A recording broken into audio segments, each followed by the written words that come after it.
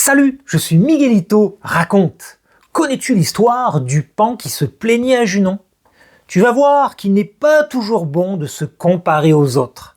Et à la fin, je te dévoilerai la morale de cette histoire avec en plus une touche de culture générale pour enrichir tes connaissances. Alors, ouvre bien tes oreilles et embarque avec moi dans cette aventure que je te raconte maintenant.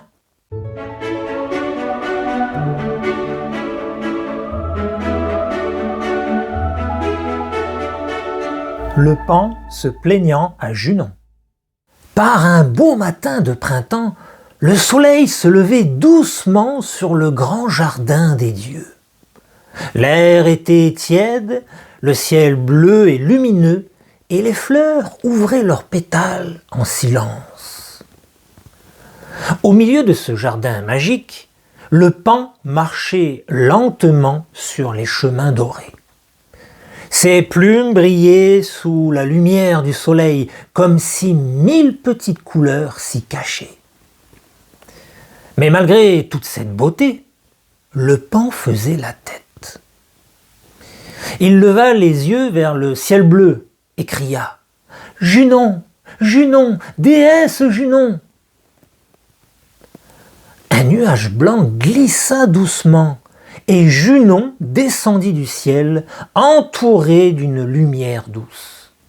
« Qu'y a-t-il encore, paon ?» demanda la déesse.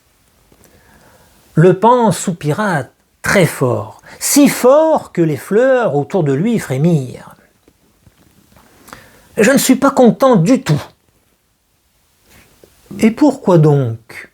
demanda Junon un peu surprise. « Regarde-moi, je suis beau, oui, mais quand je chante, tout le monde se bouche les oreilles. » Au loin, quelques oiseaux s'envolèrent en l'entendant parler. « Et alors ?» demanda Junon calmement. Le paon tapa du pied sur le sol chaud. Le rossignol, lui, est tout petit. Il se cache dans les arbres, entre les branches, et pourtant, quand il chante, tout le jardin devient silencieux juste pour l'écouter. Le vent s'arrêta presque, comme pour écouter lui aussi. « fit Junon. « Ce n'est pas juste, insista le paon. J'aimerais avoir une jolie voix, moi aussi. »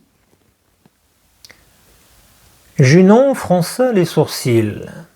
Le ciel devint un peu plus gris et nuageux. « Paon, tu es jaloux, et ça je n'aime pas. » Elle s'approcha de lui et dit d'une voix ferme. « As-tu déjà regardé tes plumes ?» Le paon hésita. Il baissa les yeux vers son corps couvert de couleurs. « Elles sont jolies, murmura-t-il. « Jolies ?» répondit Junon. « Elles sont magnifiques. On dirait un arc-en-ciel cousu plume par plume. » Junon fit un pas en arrière. « Quand tu ouvres ta queue, tout le jardin s'illumine. Les oiseaux s'arrêtent, les fleurs se penchent, et tout le monde te regarde avec des yeux émerveillés. » Le paon baissa la tête. « Oui, mais je ne chante pas bien. » Junon sourit doucement, et la lumière autour d'elle devint plus chaude. « Écoute bien, paon. Dans la vie, chacun a un talent. » Elle leva le doigt et expliqua. « Le rossignol chante dans les arbres.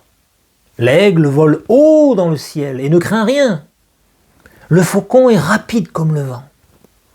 Et toi, tu es le plus beau de tous les oiseaux. » Puis elle ajouta d'une voix calme.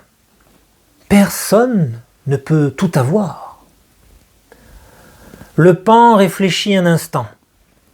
Le soleil faisait briller ses plumes encore plus fort.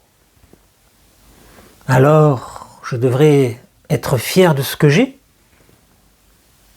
Junon hocha la tête. Exactement. Et si tu continues à te plaindre, je pourrais bien te retirer tes belles plumes.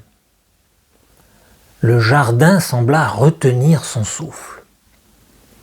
Oh non, s'écria le paon. Pardon, Junon, je ne me plaindrai plus. Il déploya sa queue, lentement, fièrement. Les couleurs brillèrent sous le ciel bleu. Finalement, être beau, c'est déjà un très grand talent.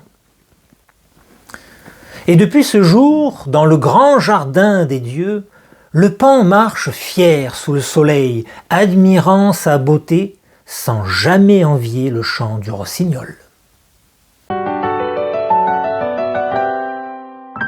La morale de l'histoire. Mais que nous raconte vraiment cette histoire ? Eh bien, elle nous apprend quelque chose de très important. Il ne faut pas essayer de toujours se comparer aux autres parce que nous avons tous nos propres qualités. Dans l'histoire, le paon est déjà très beau. Ses plumes brillent comme un arc-en-ciel et tout le monde l'admire. Mais lui, il n'est pas content. Il regarde le rossignol et se dit « Mais moi aussi, je voudrais chanter aussi bien que lui ». Et c'est là qu'il se trompe un peu. Le paon oublie l'essentiel. Il a déjà quelque chose de très précieux. Il est magnifique à regarder alors que le rossignol, lui, est surtout connu pour sa belle voix, pas pour son apparence. La déesse Junon lui explique alors une grande vérité. Dans la vie, chacun a un don différent. Certains chantent bien, d'autres volent vite, d'autres sont très forts, et d'autres encore, comme le paon, sont magnifiques à regarder. Finalement, cette histoire nous apprend que le plus important, c'est de savoir apprécier ce que l'on est déjà et de ne pas chercher à tout avoir. Mais dis-moi, est-ce que toi aussi, il t'est déjà arrivé de vouloir être comme quelqu'un d'autre ou de ne pas voir à quel point tu étais déjà super dans quelque chose ? Réfléchis bien et n'hésite pas à me partager tes idées en commentaire. Et tu sais quoi ? Il y a un truc vraiment incroyable chez le paon. Quand il dévoile son impressionnante grande roue, il ne fait pas que montrer ses belles plumes. En réalité, il les fait vibrer très très vite. C'est tellement rapide qu'on ne voit presque rien, mais ces petites vibrations envoient comme un message secret dans l'air, que les autres paons peuvent même ressentir un peu comme s'ils écoutaient avec leur corps. C'est comme si le paon disait « Regarde comme je suis beau », mais aussi « Ressens comme je suis beau ». Incroyable, non ? Voilà, j'espère que tu as aimé cette histoire et si tu veux m'encourager à en publier plein d'autres, n'oublie pas de t'abonner à la chaîne pour ne rien rater des prochaines aventures. En attendant, un petit quiz t'est réservé juste en dessous dans les commentaires pour tester ta mémoire. Alors dépêche-toi, mes histoires n'attendent que toi.